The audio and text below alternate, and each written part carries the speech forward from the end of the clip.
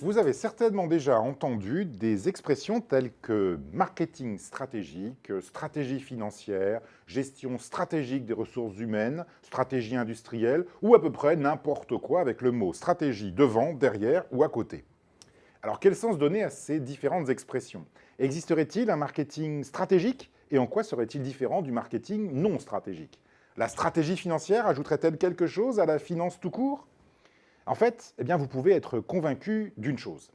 Si dans votre entreprise, le département marketing a une stratégie, que le département finance a lui aussi une stratégie, que le département ressources humaines a sa propre stratégie, et qu'il en est de même pour la production ou les systèmes d'information, eh bien, vous n'avez pas de stratégie. La stratégie, il ne doit y en avoir qu'une. Et toutes les fonctions de l'entreprise sont là pour la faire exister. Tant qu'elle n'est qu'à l'état de plan dans le bureau du dirigeant ou sur les présentations PowerPoint des consultants, la stratégie n'est qu'un projet. Eh bien, elle n'existe véritablement que lorsque les différentes fonctions la déploient effectivement. Par conséquent, par nature, toute fonction est intrinsèquement stratégique, puisqu'elle permet à la stratégie d'exister.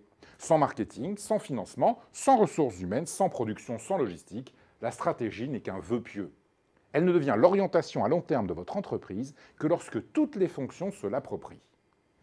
Par définition, la stratégie est une allocation de ressources qui engage l'entreprise dans le long terme. Et c'est bien l'entreprise dans sa totalité qui doit être engagée.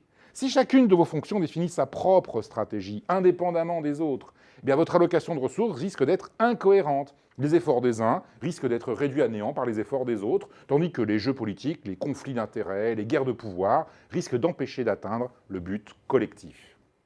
Bien entendu, chaque fonction peut avoir sa propre interprétation sur la meilleure manière d'atteindre ce but collectif. Mais malheureusement, ces différents points de vue ne sont généralement pas compatibles les uns avec les autres. Là où la production privilégie par exemple l'optimisation grâce à la diminution du nombre de références, la vente préfère souvent les augmenter afin de proposer une offre spécifique à chaque client, tandis que la finance se focalise sur la rentabilité et la réduction des coûts. C'est un des rôles de la stratégie que d'assurer l'alignement des différentes fonctions en vue d'obtenir un résultat commun.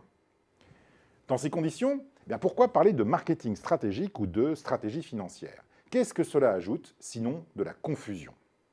En fait, dans les entreprises, il semble que la définition la plus courante du mot stratégie pour un manager est « ce dont je m'occupe ». En effet, tout le monde est convaincu d'être en charge d'une fonction stratégique ou d'un projet stratégique. Et après tout, c'est bien le cas. Loin d'être l'ombre portée d'un plan grandiose, la stratégie n'est d'actes banals et de détails accumulés.